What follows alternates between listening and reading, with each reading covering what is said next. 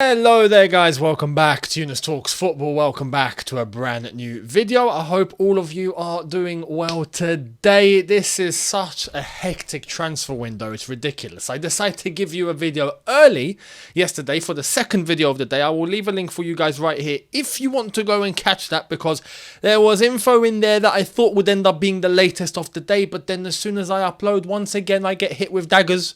I get hit with here we goes and all. Actually no, we didn't get a here we go.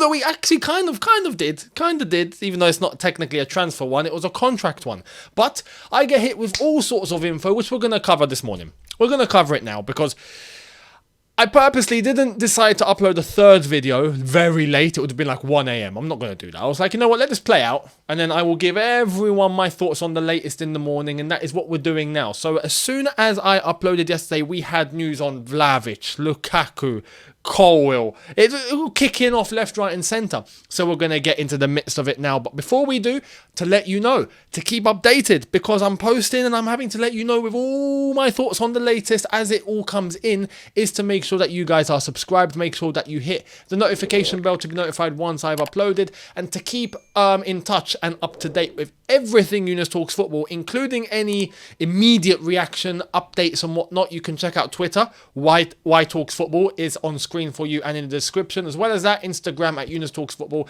and TikTok at Younes Talks Football for the extra bits of content coming your way. Now, let's get cracking. And we're going to start off with this whole Vlahovic Lukaku story. Right, let's kick off. I'm going to show you what the latest is, and then we're going to get analysed into it, because I'm seeing the reaction, weirdly enough, is 50-50. And I thought people's reaction would be 100% all in. Why? Because it involves this guy.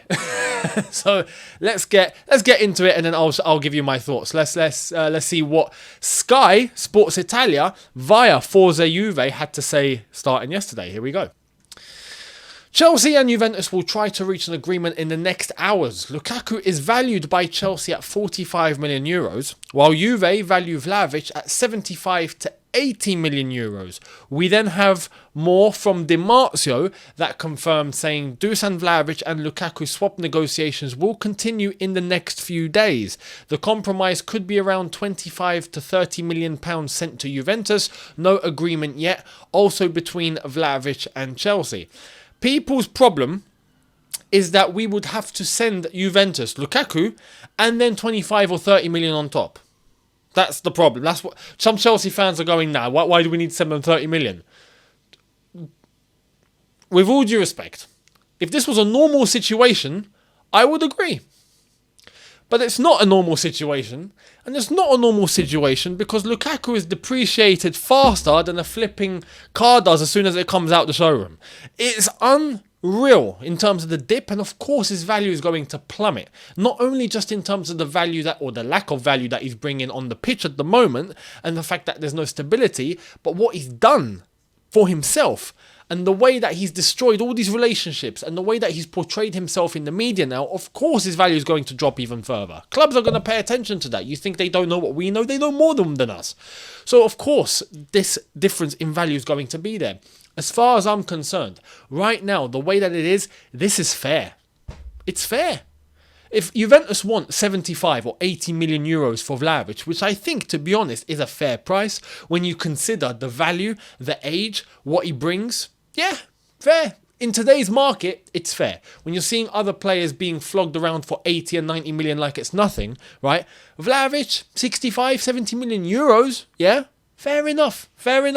But if Chelsea are valuing at about 45 million euros, which does equate to about 30 million pounds, fair enough. Yes, it's not 100 that we paid, but would you pay 100 for Lukaku right now? No one would. His value is that exactly. It's 40 million or 35 million or whatever, somewhere around there. That's his value at the moment. That's just the truth. So if we are to get Vlahovic, which right now, and why I stress this is a must-do deal. Why? It's our only way out.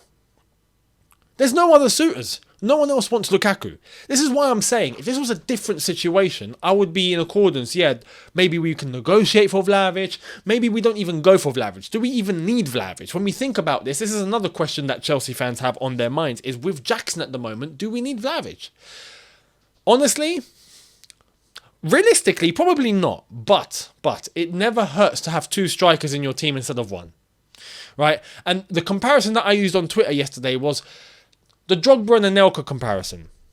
Now, I didn't mean that Jackson is Drogba and Vlahovic is Anelka. No, but what I meant, the point of my tweet yesterday that I put out, and if you want to go and check it out, link in the description for the Twitter, is that it can work. Drogba was a striker that just played by himself up top. It's a centre forward, right? Didn't need anyone next to him. Had two wingers on either side of him, and that was it, much like we are looking to incorporate now.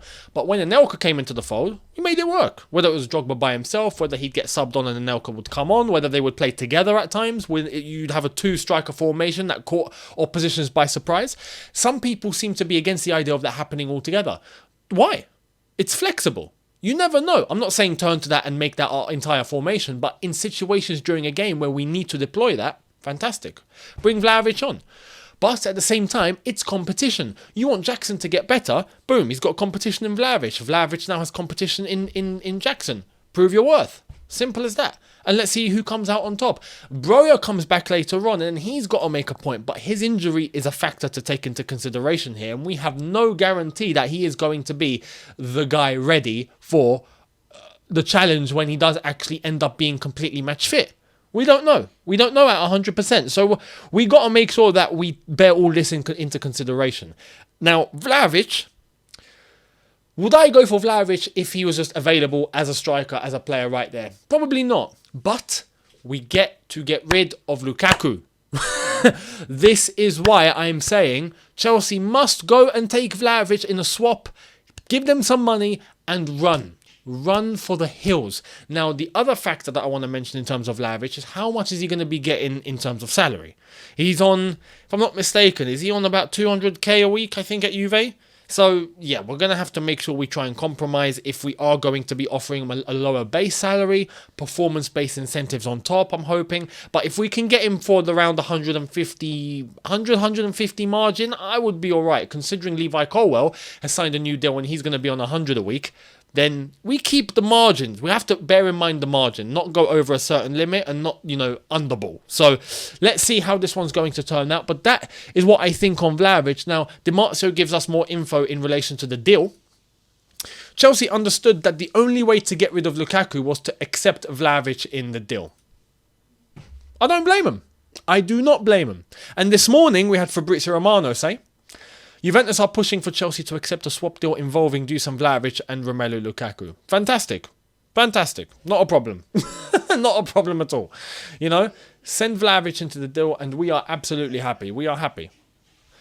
It has to be done. It has to be done. If it means that we get to get rid of Lukaku, it has to be done. Simple as that. Like I said, on a different day, on a different week, on a different month, at a different time, would I single-handedly go after Vlahovic? I'd have my doubts, but like I said yesterday in relation to Sanchez, right now, if Chelsea are looking for a target and it's deemed that exactly what Poch wants to be able to fit into his plan, seems like Vlahovic is actually a Poch want. I'm all for it. Get him in. I'm in no position right now to doubt because when I was doubting, we ended up getting those players in and they've impressed so far. I've got no reason to go, no, I absolutely don't get this guy. Get Vlahovic in, fantastic, not a problem. But ultimately, it means we get Lukaku off the wage bill and he leaves this football club for good. That's the bigger picture here, people. So let's wait and see how this is going to turn out. Vlahovic is 23 years old. The profile of player suits us better. Overall, would you rather have Lukaku stay at your club or would you have Vlahovic at your club? Pick one, because right now that's our only option. Pick one. 100% are going to say Vlahovic. So that's what we're doing. We move. So that's the latest on this whole Vlahovic-Lukaku deal. Let me know down below how you think it's all going to go down and your thoughts on it, or if you agree or disagree with me. Now, Robert Sanchez. Let's get to the latest on Robert Sanchez. We've got Fabrizio giving us an opinion this morning. Chelsea always considered Robert Sanchez as a cheap and smart option, even when they also considered Andre Onana. When you look at Robert Sanchez, right, there's one thing that stands out as to why I think we're getting him. Now, we know that the importance of playing out the back, right, is very crucial in today's game. But not just playing out the back in terms of just get the pass out. No, there's got to be breaking lines. There's got to be certain passes made at certain times to certain players in order to bypass certain lines of your opposition and get an attack going in a way that doesn't... The opposition doesn't really anticipate, right? It's an extra way of you being able to launch your attack, and the way that the modern game is evolving, there's always new ways to try and find loopholes and ways to attack and things that the opposition is not thinking about, right? It's developing, fair enough. That one of those developments is being able to get the pass from the goalkeeper to a crucial position on the pitch in order for you to be in a good position to score. Now, when you look at Robert Sanchez doing that for Brighton, he's actually executed that really, really well for Brighton under Roberto De Zerbi. So it's only right that I think Poch has identified that and gone, okay, when you look at the way Kepa distributes the ball, it's not very nice. In terms of ball distribution, Sanchez is definitely levels above. The only thing that some people are worried about is his actual goalkeeping, right? And whether he doesn't commit any blunders or whatnot. But this is why I am looking at this and going, you know what? As competition to Kepa, not as trying to immediately come in and just be the number one, but as competition and being able to push each other, I actually think Sanchez is going to complement our football better than Kepa. But now it determines whether he is actually as good of a shot stopper, as good, in terms of can he pull off the worldies when we need him to? Can he pull off those big saves when we need him to? I'd like to think yes, but there have been times at Brighton where he's conceded sloppy goals. Although, let's see how this one turns out. It's not all about the distribution. It's not all about the shot stopping. You've got to have a blend of both, and I think Sanchez could hopefully be that blend of both. Let's wait and see how this one's going to turn out. It seems like he wants to move. He's happy with the move. We just need to get this deal done with Brighton. So, yeah, we'll see how this one ends up going. Brighton apparently have a very good relationship with Chelsea. It turns out the bitterness is only between the fan bases. Goes to show, right? It's amazing what can happen at that level. And you know what's funny? If they actually have a really good relationship, they must be looking at all of us going, look at them. Look at the kids fighting amongst themselves. Cute. Well, we'll wait and see how it's all going to turn out with Caicedo and now Robert Sanchez involved in this. So we'll see. Now we'll come to Brighton in a little bit, but we're going to take a little detour because Fabrizio gave us an update this morning, which is what I mentioned yesterday in my video number 2 of the day. So here it is. I can't mention the club yet, but there is a proposal for a loan deal for Andre Santos from a Premier League team. Trevor Chalobah is another one to watch, but a deal with Inter is not currently easy as Chelsea want big money for Trevor. Now, as I said yesterday, I've just got a feeling that club is Brighton. It's got to be. It's got to be, surely. Is there anyone else in the Premier League that is striving for a central midfielder and looking at Chelsea to try and get a Santos? Which club does it fit best? If they let go of Caicedo, it'd fit Brighton. It just would. I don't see anyone else. I just don't. So anyway, I might be wrong. But yeah, in terms of Chalobah, we'll wait and see how this one's going to play out because we don't know who the suitors are going to be. There was a rumour about West Ham, like I mentioned yesterday. We still haven't heard anything on that. So, let's see if West Ham do come in with an offer, if they do come in with a bid, but there's no movement elsewhere. There probably will be because Chalobah will be someone in demand, I do think, for his price tag, his experience and his age. But Santos, for me, as I said yesterday, I don't think it's wise to send him out on loan. I think he is ready. I think we incorporate him. But as I said, the only exception that I would entertain, I wouldn't even say do, I would think about it, would be if Brighton were the club and they said, okay, we give you Caicedo, but we want Santos on loan. At that point, we would have to think about it at least. That's the only exception. Apart from that, I want Santos to stay. 100%, I want him to stay because I think he's ready. So that's the latest on Santos. But talking about Brighton, we move because we now have the confirmation, and this came last night after I uploaded. This is from David Ornstein. Here it is. Chelsea have agreed a new 6-year contract with Levi Colwill. Deal has yet to be signed but is now in place. Plus commits 20-year-old left-sided centre-back to Stamford Bridge and to at least 2029. Seen as having massive role for club and country. This is quite big and it's a huge deal for him. Congratulations to Levi Colwill. It's big for him in terms of his club career and his country career, absolutely, because he wants to be at the next Euros for England. Gareth Southgate's made that clear that he needs to be playing. I'm glad he finally took that logic, because he was picking Harry Maguire when he never played and leaving Tomori over in AC Milan. So I don't know if Gareth Southgate has woken up. But anyway, that's a story for a different day. Colwill, 6-year deal. Very, very good deal overall. He's 20 years old. He gets a nice deal that's 6 years down the line. He ends up finishing this deal once he's 26. He's got a long-term future at Chelsea committed. He's on £100,000 a week now in this new deal, which I have to say, considering that he's not played a single senior minute for Chelsea in competition, pre-season, yes, but in competition, and he's managed to bag this already. Fair play to him. But what I said previous stands, that he needed to prove himself. He needed to show that he is up to the level, and he needed to show that he's willing to show he wants to fight for his place. He's done that in pre-season, and Poch seems happy. He's happy. Everyone's happy. So cool. You want to sign a new deal? If that's what Chelsea are happy to give you, they're happy to give you that. Not a problem. So he's done exactly what we've wanted. He's done what he's wanted. He's done what Poch and the club have wanted. Poch and the club are happy. Fantastic. Deal's done. Levi Colwill stays, and he is committed long-term for us. I'm looking forward to seeing how this one's going to play out. And like I said before, I reckon for the first game against Liverpool in the new season, Levi Colwill will be starting. So it's done. Now, we've got Brighton fans' reaction. Now, I mentioned Brighton Bubble yesterday because Brighton Bubble did put that thing out about being held hostage, right? And I clarified the situation going, no one's holding anyone hostage except Brighton and Caicedo. But you got to give fair dues when it's due. This is what Brighton Bubble had to say on the announcement of Levi Colwill's new contract. So here it is. Good luck to Levi Colwill, fantastic player who I hope thrives at Chelsea and was well deserving of a new contract. Shame Chelsea wouldn't let him come back to us, but I'll be giving him a warm welcome back at the Amex next season. And I respect that. That's classy reaction, if I'm being completely honest. It's classy. And yeah, I think it's the right thing to do for Brighton when we do end up going to Brighton to play them. That, yeah, Levi Colwill gets a good reaction, happy reaction. Let's be honest, and this is no dig, he wants to step up, and it's now, it's Chelsea.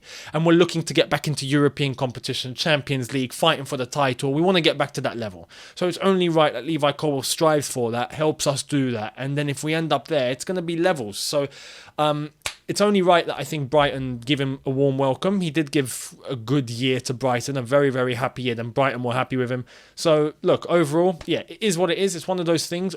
He's our player. He wants to stay, he wants to commit, he's happy, Poch is happy, he's happy with Poch, everything's all good. So yeah, happy days. But yeah, nice of Brighton Bubble to be able to come to terms with it, much like De Zerbi had to come to terms with it last week. So that's the latest on Levi Colwill, and yeah, he stays. 6-year deal. Congratulations, Levi Colwill, on the new contract. Now, I mentioned Mbappe. Yesterday, and I mentioned it because it looks like there is legit movements. I'm not saying it's going to happen. It's very, very far from happening because, yes, even PSG and Chelsea might agree a deal. We might get to a point where it's, PSG and Chelsea have agreed. But Mbappe goes, no. That's it. He wants Real Madrid, of course. But the fact that there's movement, it seems like there's movement, I have to mention it. Now, we've got L'Equipe talking about what the latest is. And, yeah, this is I think things are happening. I think they're happening. Here it is. Paris Saint-Germain are expecting a concrete offer from Chelsea for Kylian Mbappe after a phone call between Nasser Al-Khelaifi and Todd Boehly. Are we actually doing this? Are we actually doing this? Like I said, I'm going to stick with this. I'm going to stick with this opinion. I genuinely think that if it comes down to it, we will end up maybe even agreeing a deal with PSG. They'll say yes, and then Mbappe will say no.